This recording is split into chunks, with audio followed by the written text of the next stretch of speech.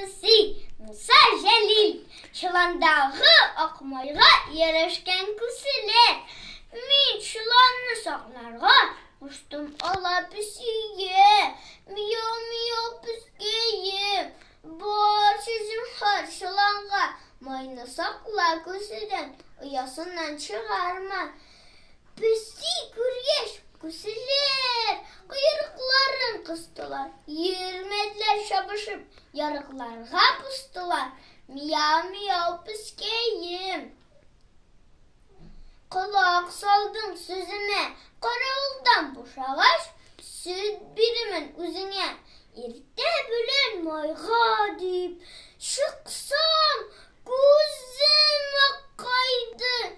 Yavuz pisi bir üzüm yalt ittiryen akmayını. Miyav miyav piskeyim. Hıyanet çiğkensin. Saklaytırgan mayını. Üzün aşap gitkensin.